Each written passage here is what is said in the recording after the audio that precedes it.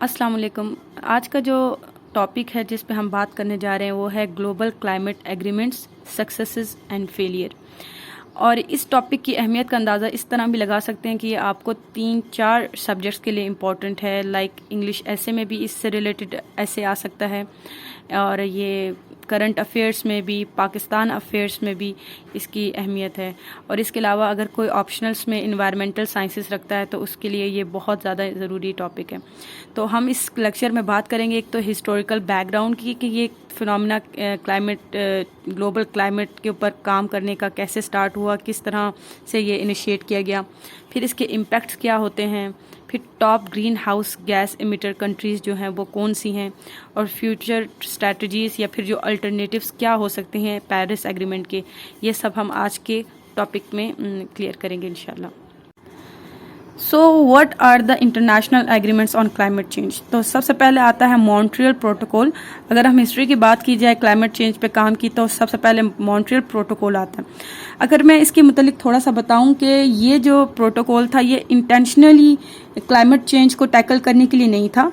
ये एक historical environmental accord था जिसकी वजह से एक बुनियाद बनी जो फ्यूचर में जो जितने क्लाइमेट चेंज वगैरह के काम हैं उसके ऊपर काम करने की ये एक समझे बुनियाद बनी थी।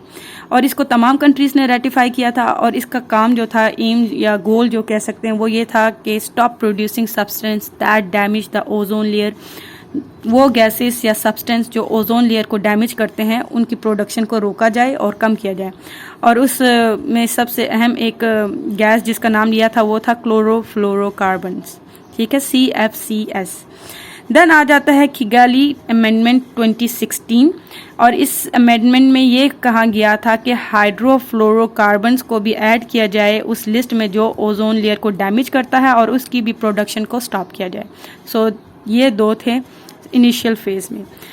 और फिर आता है ये जो अमेंडमेंट थी वो 1987 के मॉन्ट्रियल प्रोटोकॉल में 2016 में की गई थी, ठीक है, 2016 में की गई थी, ये आप याद रखिएगा। सबसे पहले ये काम हुआ था मॉन्ट्रियल प्रोटोकॉल का।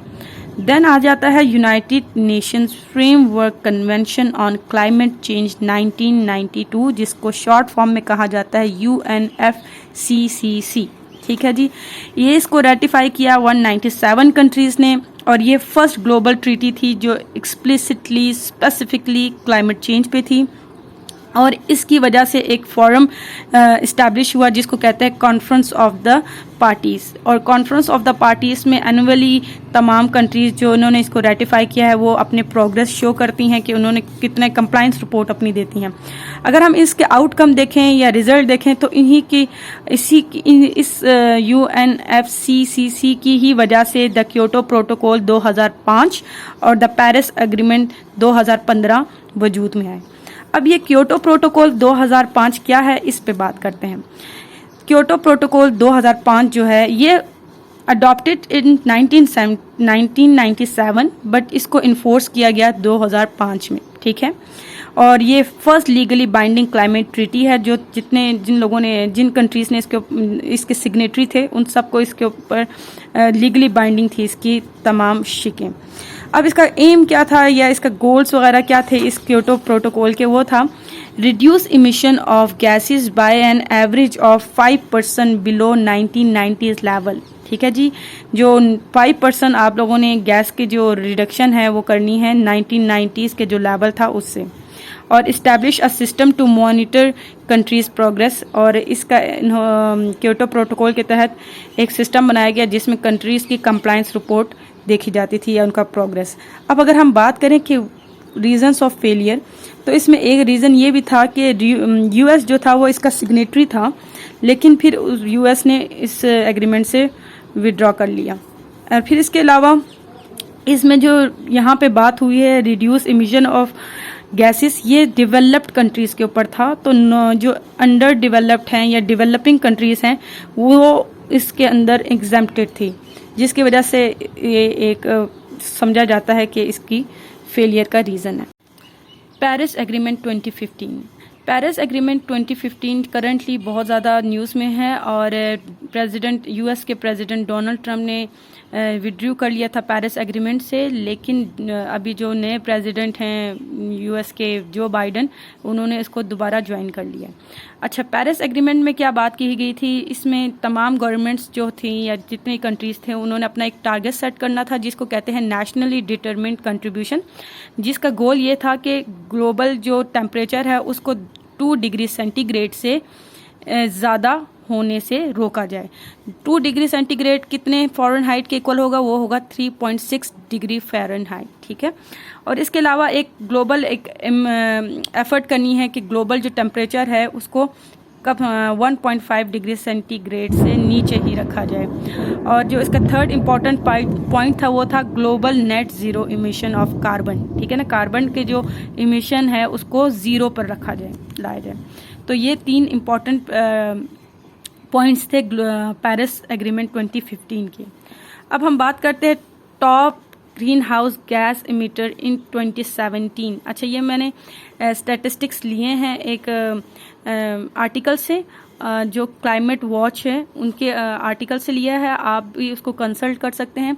और इसके अलावा मैंने ये जो पूरा डाटा और ये सब चीज़ें ली हैं एक आर्टिकल से ली हैं, वो मैं अपने टेलीग्राम के चैनल पे ज़रूर शेयर कर दूंगी। और इसके अलावा पिक्चर्स जो हैं इस तमाम इसकी, मैं ये पिक्चर्स भी इन पेजेस की आपके साथ शेयर कर दूंगी टेलीग्राम चैनल पे, सो आप उसको वहाँ से ले सकते हैं। तो top greenhouse gas emitters जो थे वो हैं चाइना, यूनाइटेड स्टेट, EU, यूरोपीय यूनियन, और यूरोपीय यूनियन में UK इंक्लूड नहीं है, India, Russia, Japan, Brazil, Iran, Germany. So ये थे कंट्रीज़ जो के टॉप ग्रीन हाउस इमिटर्स हैं इन 2017 में। इम्पैक्ट्स ऑफ क्लाइमेट चेंज में आ जाता है heat waves, drafts and floods, ये जो खुश्क साली और कहत साली और ये जो सैलाब वगैरह आते हैं, rising sea level, Arctic ice thaw, species loss. अगर अल्टरनेटिव्स की बात की जाए पेरिस एग्रीमेंट की, तो एक्सपर्ट्स का मानना है कि अगर कंप्लाइंस किया जाए पेरिस एग्रीमेंट के साथ 100%, तो किसी और एग्रीमेंट, किसी और चीज़ों की ज़रूरत नहीं पड़ेगी, ये एक्सपर्ट्स का मानना है। The second point is climate club. Climate club एक आइडिया दिया गया था जिसमें कहा गया था तमाम कंट्रीज़ इसके मेंबर्स होंगे और जो पेरिस एग्रीमेंट को कंप्लाइंस नहीं करेगा, उसको अच्छी तरह लेटर रिसोल के साथ नहीं इम्प्लीमेंट करेगा, उसको जुर्माना आयद किया जाएगा, उसके ऊपर सैंक्शन आयद की जाएंगी ताकि वो इसके ऊपर अच्छे से अमल करे। और इसके अलावा थर्ड पॉइंट न्यू ट्रीटीज़, यानी इसके ऊपर एनवायरनमेंट, क्लाइमेट चेंज, इसके ऊपर और काम होना चाहिए, इस पर फर्दर रिसर्च होनी चाहिए, फर्दर ट्रीटीज़ और वर्क होना चाहिए। The fourth point is the implementation of Paris Agreement not only on state level but on organization and targeted sector. For instance, अगर किसी कंट्री में कोई एक कंपनी है या कोई ऑर्गेनाइजेशन है या कोई सेक्टर है जो क्लाइमेट को डैमेज कर रहा है, फॉर इंस्टेंस आप समझ लें इंडस्ट्रियल सेक्टर, उसके ऊपर पर्टिकुलरली पेरिस एग्रीमेंट को इम्प्लीमेंट किया जाए, उनके पॉइंट्स को अच्छे से कंप्लाइंस करवाया जाए, इन्फोर्समेंट होनी चाहिए।